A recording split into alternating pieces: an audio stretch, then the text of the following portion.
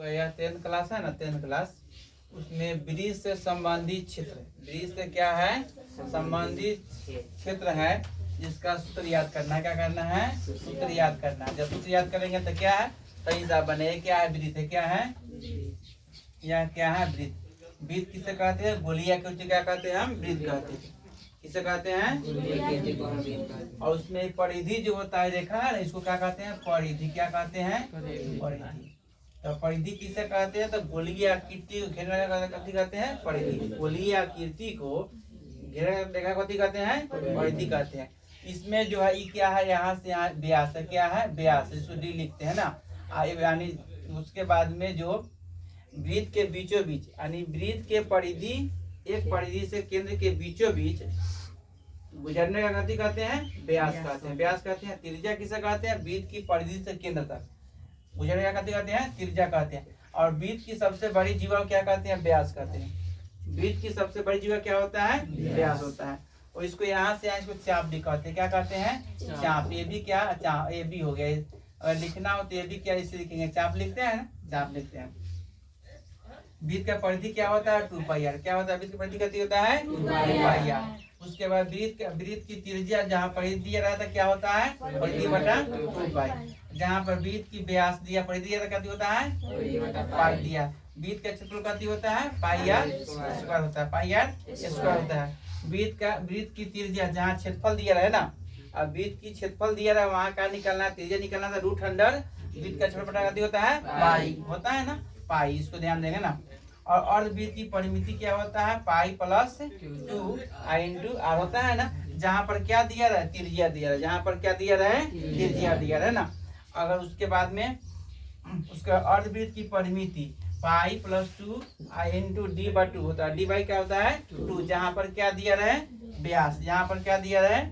व्यास। व्यास दिया रहा है, इसको लगाएंगे ना। अगला है अर्धवृत्त का क्षेत्रफल। अर्धवृत्त का क्या लगाना है? क्षेत्रफल का दिया होता है 1/2 pi R square. 1/2 pi R square. जहाँ पर क्या दिया रहे? त्रिज्या। जहाँ पर क्या दिया रहे? त्रिज्या। याद कर लीजिएगा ना। अगला है अर्धवृत्त का क्षेत्रफल ज्ञात करना 1/8 यानी 1/8 पाई डी स्क्वायर। जहाँ पर क्या दिया रहे? व्यास। जहाँ पर क्या दिया रहे? व्यास। 1/8 पाई डी स्क्वायर। उसके बाद में वलय का क्षेत्रफल क्या होता है? वलय का क्षेत्रफल क्या होता है? पाई इंटू बर्गाकार स्क्वायर माइनस छोटकार स्क्वायर। बर्गाकार जो होता है बाहरी त्रिज्या होता है, छोटकार क्या होता है? त्रिज्या। वलय हो गया ना। परीक्षा में बार बार इस टाइप का क्वेश्चन पूछता है ना, हमेशा इस टाइप का क्वेश्चन पूछता है, समझ गए। अब त्रिज्या खंड का क्षेत्रफल कहता है थीटा बटा 360 गुने पाई आर स्क्वायर। पाई आर होता है त्रिज्या खंड का क्षेत्रफल होता है। त्रिज्या खंड की चाप की लंबाई क्या होता है? थीटा बटा 360 गुने 2 पाई आर। क्या होता है? 2 पाई आर होता है। और त्रिज्या खंड की परिमिति जो होता है यानी आर इंटू 2 प्लस यानी पाई थीटा बटा 180 डिग्री क्या होता है? त्रिज्या खंड की परिमिति होता है। वृत्त खंड का क्षेत्रफल क्या होता है? R square into pi theta बटा 360 माइनस 1/2 साइन थीटा। क्या होता है? यानी साइन थीटा होता है। कथी का? वृत्त खंड का क्षेत्रफल होता है ना। इसको लघु वृत्त खंड भी कह सकते हैं। क्या कहते हैं? लघु वृत्त खंड भी। इसको लघु यानी लघु वृत्त खंड भी कह सकते हैं ना। और वृत्त खंड की परिमिति क्या होता है? एल प्लस क्या होगा?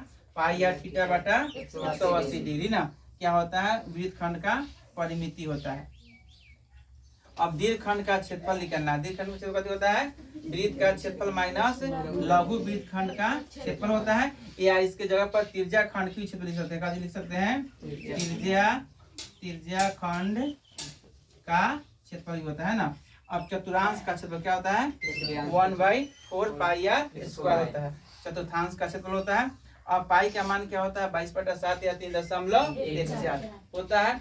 और वृत्त का त्रिज्या होता है व्यास बाई 2। जहाँ पर व्यास दिया रहे तो क्या होता है? व्यास बाई 2। उसके बाद वृत्त का व्यास जहाँ पर त्रिज्या रहे तो 2 गुना त्रिज्या होता है। और इसमें आयत का क्षेत्रफल क्या होता है? लंबाई गुना चौड़ाई होता है। आयत की परिमिति क्या होता है? 2 इंटू लंबाई प्लस चौड़ाई होता है। वर्ग का क्षेत्रफल क्या होता है? भुजा स्क्वायर होता है। क्या होता है? भुजा स्क्वायर होता है ना। उसके वर्ग की परिमिति क्या होता है? 4 गुना भुजा होता है। वर्ग का भुजा परिमिति बटा क्या होता है? 4 होता है। परिमिति बटा 4 होता है।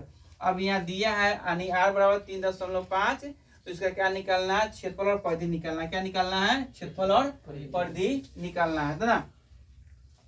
तो वृत्त का क्षेत्रफल कति होता है, वृत्त का क्षेत्रफल कति होता है पाई आर स्क्वायर। पाई का मान 22/7, आर कितना है 3.5 के स्क्वायर कर देंगे, क्यों करेंगे हो 22/7 और 3.5 गुना 3.5 उड़ा देंगे पॉइंट से पॉइंट ना।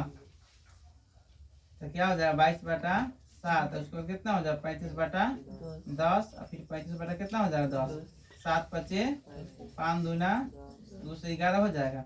अब अगर 11 गुना 35/10, 11 में 35 गुना करिए कितना हो जाएगा, 11 में 35 से गुना कर दीजिए, 11 5 3 5 3 5 3 8 385 क्या हो जाएगा 385/10 यानी 38.5 क्या हो जाएगा सेमी स्क्वायर। क्या हो जाएगा सेमी स्क्वायर कर दिया गया वृत्त का क्षेत्रफल। अब निकालना हमको कत निकालना वृत्त का, इसी का निकालना कत निकालना वृत्त का परिधि निकालना है, वृत्त का परिधि निकालना है ना। तो क्या करेंगे यहाँ लिख देते हैं, कति होगा वृत्त का परिधि कति होता है यानी 2 पाई आर। तो 2 गुना 22/7 आर कितना हो 3.5 उड़ा देंगे, 7 5 35 5 दूना 10, 2 से कट गया कितना हो जाएगा 22 सेमी आ गया, बन गया ना। परीक्षा में पूछे बन जाएगा। अब कह रहा अगला, 2 सकेंद्रीय वृत्तों की व्यास 4 सेमी और 6 सेमी है, तो उनकी यानी बीच के भाग का क्षेत्रफल ज्ञात करना है ना। क्या करना है, बीच के भाग का क्षेत्रफल ज्ञात करना है ना। ऐसा क्वेश्चन आ जाएगा परीक्षा में। इसमें क्या है डी बराबर क्या है वो r/2 हो जाता होता है ना, जा सॉरी छोटका r बराबर क्या d/2 होता है ना वो। तो कितना है छोटका r, व्यास कितना दिया है यहाँ पर 4 दिया, क्या दिया है 4। तो 4 बटा कितना हो जाएगा 2, तो 2 दूना 4 2 आ गया। अब बड़का r जो हो जाएगा फिर d/2, बड़का r के व्यास कितना दिया है इसमें 6 दिया है ना 6। तो क्या करेंगे यहाँ पर 6/2 कर देंगे, तो कितना 2 दिया है 6 3 आ गया। अब निकालना है कति बोल रहा है क्वेश्चन, कति कर रहा है उनके बीच के भाग का क्षेत्रफल यानी वलय का क्षेत्रफल। क्या कर रहा है बीच के भाग का यानी वलय का। ऐसा फिगर है ना, गया फिगर होगा समझ गया। तो इसमें बड़कार और यह क्या हो गया, तो बड़कार कितना हो गया 3, छोटकार कितना हो गया 2। तो बीच के भाग का क्षेत्रफल या वलय का क्षेत्रफल, तो लिख देंगे बीच के भाग का क्षेत्रफल क्या होगा पाई, अब बड़कार स्क्वायर माइनस छोटकार था पाई। बड़कार कितना है 3 का स्क्वायर, छोटकार कितना है होगा 2 का स्क्वायर। तो क्या हो जाएगा 3 तिहाई पाई और 3 तिहाई 9 4 2 दूना 4। तो पाई 9 में 4 कितना होगा 5 यानी 5 पाई हो जाएगा सेमी स्क्वायर हो गया। इस प्रकार बीच के भाग का क्षेत्रफल निकल गया। परीक्षा में यह सबसे इम्पोर्टेंट क्वेश्चन है भी। अगर इसको यानी 10th क्लास का जो क्षेत्रमिति में है बीच संबंधी पूरे सूत्र दिया हुआ है ना, पूरे सूत्र बता दिया गया और इसी सूत्र पर हिसाब बनता है और इस सूत्र में से ही परीक्षा में पूछता है ना। अगर ध्यान दीजिएगा तो इसमें से कम 7 से 8 अंक आपको यानी सूत्र से याद आएगा।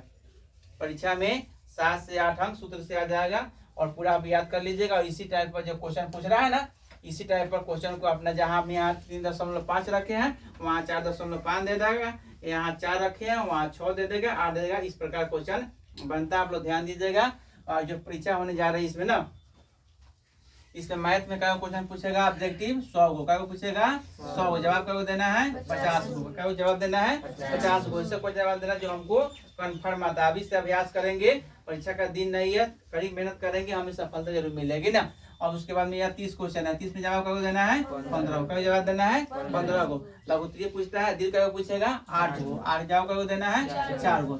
इस प्रकार बोर्ड की एग्जाम जो होने जा रही है 28 तारीख को, हमने अगर ध्यान देंगे मैथ में हमें 100 में 100 यानी लेटर मार्क्स आ जाएगा, 100 में 100। हम क्या करेंगे लिखेंगे क्षेत्रमिति से अगर बीच संबंधी क्वेश्चन कोई भी आएगा इसके बाहर से नहीं आएगा, इसी के अंदर से आता है ना।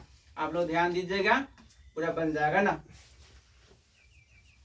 इसलिए आप लोग कड़ी मेहनत के साथ ना ध्यान दीजिए।